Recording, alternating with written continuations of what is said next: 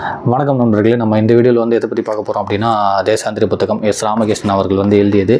இந்த புத்தகத்தில் என்ன இருக்கும் அப்படின்னா வந்து எஸ் ராமகிருஷ்ணன் அவர்கள் அவரோட பயண கட்டுரைகள் தான் முழுக்க இந்த புத்தகத்தில் இருக்கும். இந்த புத்தகத்தோட மிக சிறந்த சிறப்பே வந்து என்னென்னா, இந்த பயண கட்டுரைகளை வந்து நம்ம படிக்கும்போது நமக்குமே வந்து அந்த இடத்துக்கு ஒரு பயணம் பண்ணி பார்க்கணும் அப்படின்ற ஒரு ஆசை வரும். அதுதான் வந்து இந்த பயண கட்டுரைகளோட சிறப்பு. ஏன்னா ஒரு இடத்த நம்ம போய் பார்க்குறதுக்கும் எஸ் ராமகிருஷ்ணன் அவர்கள் வந்து அதை பற்றி எழுதுறதுக்கும் அவ்வளோ அழகாக இருக்கும். ஏன்னா அங்கே சந்தித்த மனுஷங்க, அங்கே உள்ள சம்பவங்கள், அங்கே உள்ள சூழ்நிலைகள், அங்கே அதுக்கு முன்னாடி நடந்த வரலாற்று நிகழ்வுகள் அப்படின்னு சொல்லி அவ்வளோ அழகாக வந்து சூப்பராக இருக்கும். சில நாஸ்டாலஜிக் மெமரிஸ்லாம் வந்து இருக்கும். நமக்கே தெரிஞ்சிருக்காது, நம்ம அந்த டைட்டில் வந்து பிறந்திருக்கே மாட்டோம். பட் ஆனால் அவர் வந்து இந்த இடத்துல ஒரு 30 வருஷத்துக்கு முன்னாடி இந்த மாதிரி இருந்துச்சு, பட் இப்போ வந்து இதெல்லாம் மாறிடுச்சு அப்படின்னு சொல்லியிருப்பாங்க.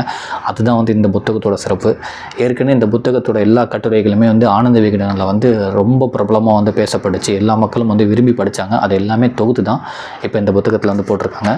இப்போ பார்க்க போகிற ஒரு சாப்டர் வந்து ஒரு கோயில் சில காட்சிகள்னு சொல்லிட்டு அந்த பழனி கோயில் இருக்குல்ல, அதை பற்றி அழகாக சொல்லியிருப்பாங்க. அந்த பழனி கோயிலில் முதல்ல வந்து குதிரை வண்டி இருந்துச்சு. இப்போ வந்து நிறைய ஆட்டோக்கள் வந்து மாறிடுச்சு. அந்த குதிரை வண்டி எல்லாத்தையுமே வந்து ஆட்டோக்கள் வந்து எடுத்துகிட்டு போயிடுச்சு அதெல்லாம் அப்படின்னு சொல்லிட்டு அதை பற்றியும், அதுக்கப்புறம் வந்து அந்த கோயில் சுற்றி என்ன நடக்குது, இப்படிலாம் இருக்குது அதை பற்றியும், அப்புறம் அந்த கோயிலுக்கு வந்து ஒரு அரசு அதிகாரி அந்த ஃபேமிலி என்னென்ன பண்ணாங்க அப்படின்ற ஒரு 3 சம்பவங்களை வந்து சொல்லுது.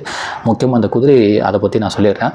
இதுக்கு முன்னாடிலாம் வந்து இப்போதைக்கு தமிழ்நாட்டிலே வந்து பழனியில் மட்டும்தான் வந்து அதிகமான குதிரை வண்டிகள் வந்து அந்த கோயில்கிட்ட இருக்கா. முக்கால்வாசி எல்லா நகரத்துலேயுமே வந்து குதிரை வண்டிகளை வந்து ஆட்டோக்கள் வந்து அதை பண்ணிடுச்சான். இப்போ வந்து ஆட்டோக்கள் தான் வந்து சத்தம் போட்டுக்கிட்டே இருக்குது.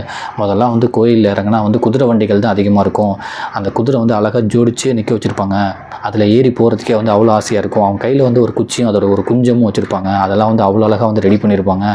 உங்களுக்கு வந்து ஒரு 10 பேர் ஒரு 8 பேர் வந்து ஒரு குதிரை வண்டிக்குள்ளே போட்டுருவாங்களாம். குதிரை வண்டியில் வந்து வைக்கல் நிரப்பி அது மேலே வந்து பெட்ஷீட் போட்டு அது மேலே குதிரை வண்டியில் வந்து எப்படி ஆளுங்களை உட்கார வைப்பாங்கன்னா, குதிரை வண்டியில் வந்து உள்ளே வந்து ஒரு 8-10 பேர் வந்து உட்கார வைப்பாங்களாம். வைக்கல் போட்டுருவாங்களாம். வைக்கலில் வந்து அதுக்கு மேலே வந்து ஒரு பெட்ஷீட் மாதிரி போட்டு அதுக்கு மேலே வந்து ஒரு 7-8 பேர் உட்காந்து குதிரை வண்டியில் வந்து பயணம் பண்ணுவாங்களாம். அந்த அளவுக்கு வந்து அந்த குதிரை வண்டி வந்து அவ்வளோ பிரபலமாக இருக்கும். இன்னொன்று வந்து உங்களுக்கு அந்த பழனி கோயிலில் வந்து மலையை பார்த்துக்கிட்டே வந்து அந்த குதிரை காலடி சவுண்டு டக்குன்னு கேட்டுக்கிட்டே இருக்கும். அதுவே வந்து ரொம்ப ஒரு விதமாக அனுபவமாக இருக்கும். பட் இப்போ வந்து அது எல்லாத்தையுமே வந்து ஆட்டோக்கள் வந்து இழுத்துட்டு போயிடுச்சு. குதிரை வண்டிக்காரங்க வந்து ஆட்டோக்காரங்களை பார்த்தாலே வந்து ரொம்ப வித்தியாசமாக பார்க்குறாங்க. ஏன்னா ஒரு டயத்தில் வந்து குதிரை வண்டிகள் தான் அந்த இடத்துல வந்து அவ்வளோ அழகாக வந்து இருந்துச்சு அப்படின்றத சொல்கிறாங்க. இந்த எஸ் ராமகிருஷ்ணன் அவர்கள் என்ன சொல்லியிருக்காங்கன்னா, அந்த வயசான குதிரைகளை பற்றி வந்து அவ்வளோ அழகாக வந்து சொல்லியிருக்காங்க. என்னென்னா, அவர் ஒரு வாட்டியுமே பழனிக்கு போகும்போது அந்த வயசான குதிரைகளை வந்து பார்க்கும்போது அந்த குதிரைகள் வந்து போன வருஷம் எந்த இடத்துல நின்றுக்கிட்டு இருந்துச்சோ அந்த இடத்துலேயே வந்து நின்றுக்கிட்டு இருக்குமா. உடம்புலாம் வந்து அந்த சொறி பிடிச்ச மாதிரி சொறிச்சிறங்கோட வந்து சில வயசான குதிரைகள் வந்து இருக்குமா. அவர் வந்து நினைப்பாராம், அந்த குதிரைகள்லாம் வந்து ஒரு வருஷம் ஒரே இடத்துல தான் நின்றுக்கிட்டே இருக்குது அப்படின்றதெல்லாம் நமக்கு தோணுமா. ஏன்னா வயசான குதிரைகள் எல்லாமே வந்து ஒரே மாதிரி தான் இருக்கும். இவங்க வந்து அந்த குதிரை வண்டிக்கு பயன்படுத்திட்டு அந்த குதிரையை வந்து வயசான அப்படியே விட்டுருவாங்களாம். அது இப்படியே இங்கிட்டே தான் அலைஞ்சிக்கிட்டு இருக்கும் அப்படின்னு சொல்லுவாங்களாம்.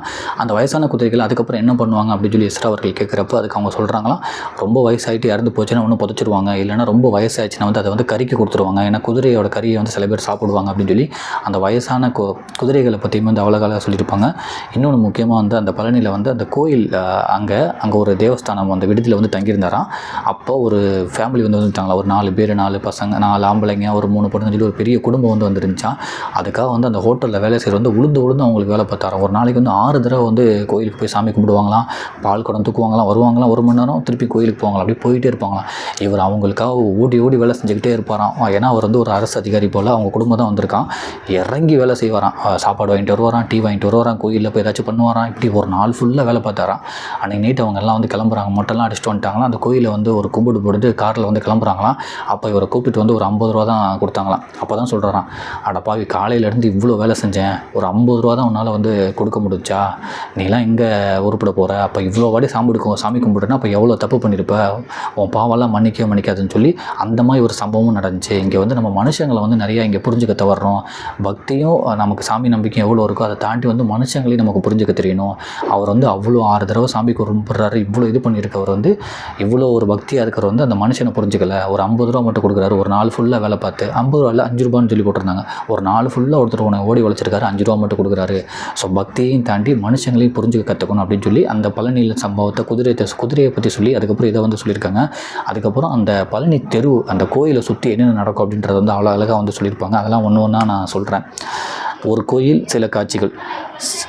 சில ஊர்களுக்கு போக வேண்டும் என்ற விருப்பம் எனக்கு உண்டானதற்கான காரணங்கள் மிக வேடிக்கையானவை. சிறுவயதிலிருந்தே பழனிக்கு போக வேண்டும் என்று ஆசைப்பட்டிருக்கிறேன். அதற்கு ஒரே ஒரு காரணம், அங்கே குதிரை வண்டிகள் அதிகம் ஓடிக்கொண்டிருக்கின்றன என்பதுதான்.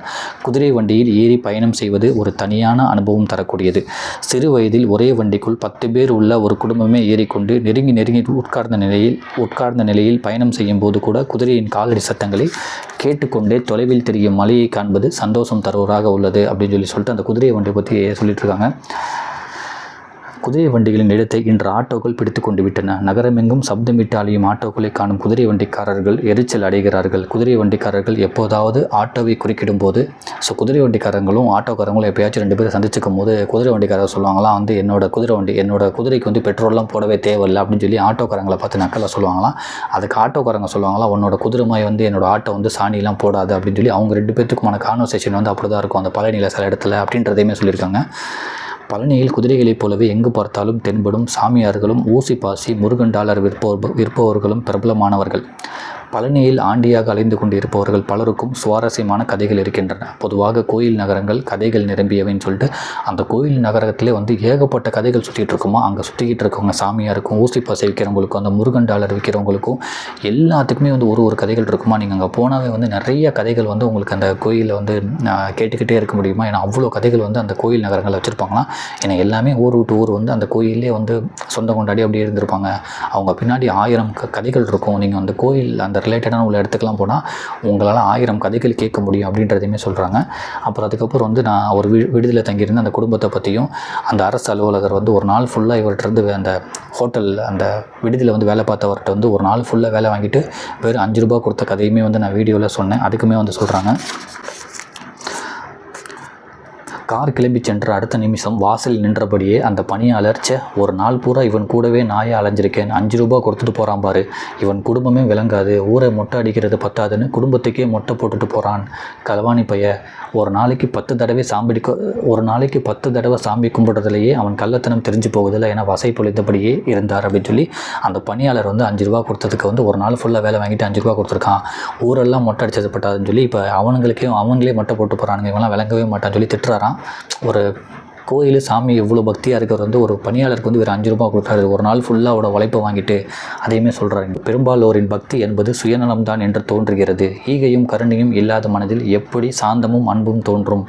மனிதன் முதலில் அறிந்து கொள்ள வேண்டியது கடவுளை அல்ல, தன்னை சுற்றிய மனிதர்களை தான் அப்படின்னு சொல்லிட்டு தன்னோட சுற்றி உலகம் மனுஷங்க தான் வந்து மனிதர்கள் வந்து அதிகமாக அறிஞ்சுக்கணும். அதுக்கப்புறம் தான் வந்து பக்தி கடவுள் எல்லாமே அதையும் சொல்கிறாங்க.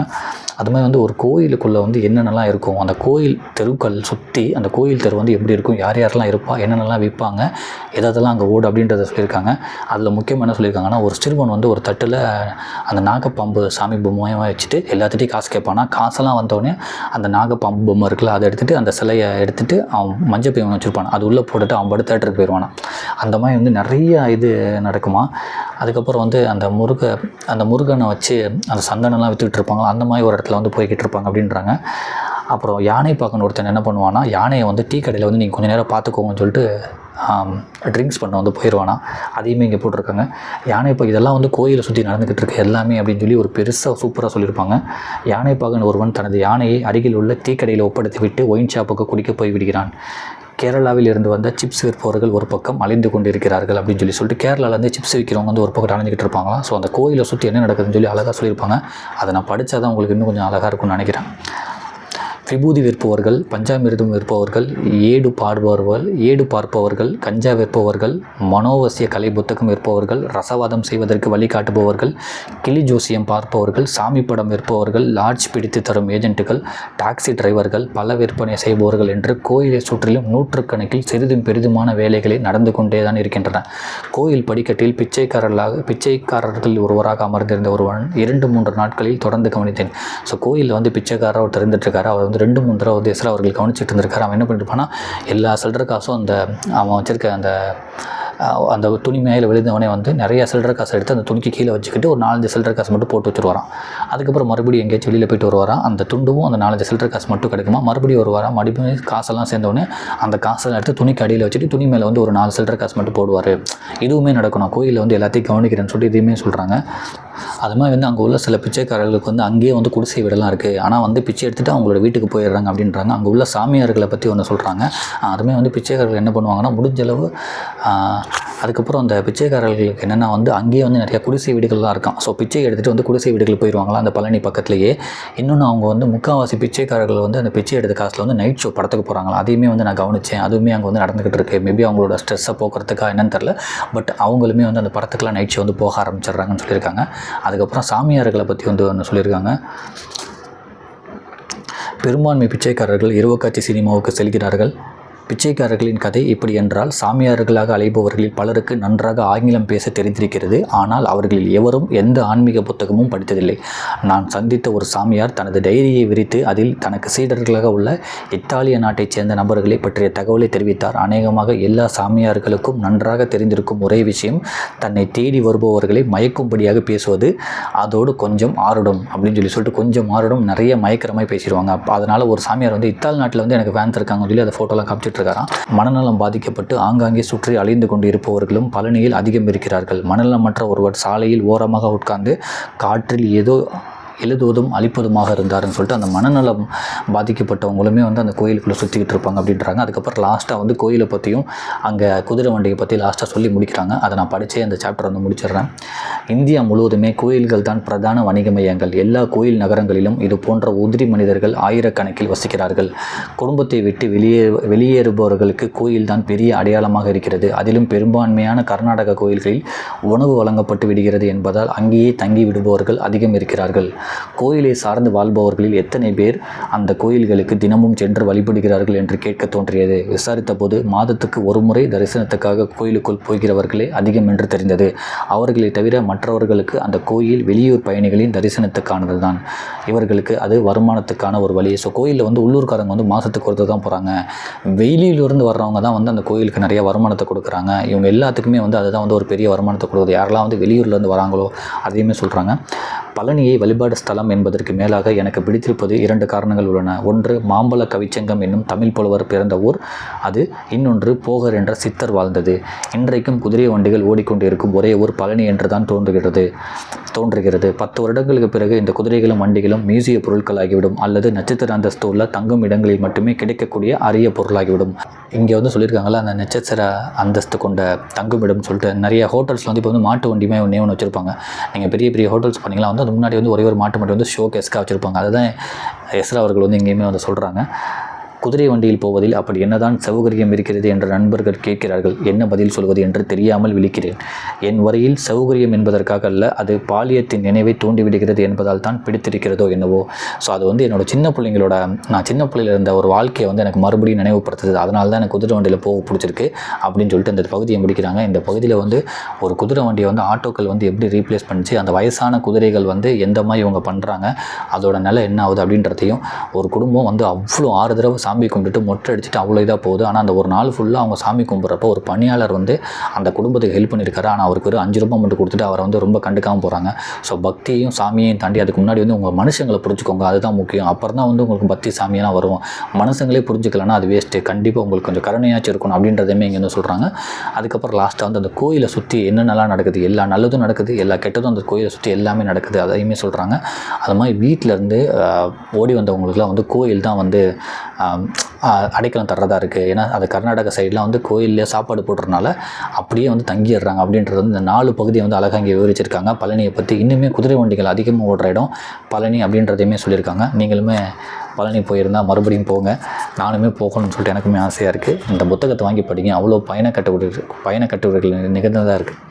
இந்த புத்தகத்தை வாங்கி படிங்க. அவ்வளோ பயண கட்டுரைகள் இருக்குது. ஒன்றுமே வந்து அவ்வளோ அழகாக வந்து சொல்லியிருப்பாங்க. அதுலேருந்து பார்க்கும்போது நமக்கே வந்து நிறைய நாஸ்டாலஜிக் மெமரிஸ்லாம் ஒரு இப்படிலாம் இருந்திருக்கு அப்படின்னு சொல்லிட்டு. ஸோ வாய்ப்பு இருந்தால் நேரம் ஒதுக்கி படிங்க. நன்றி.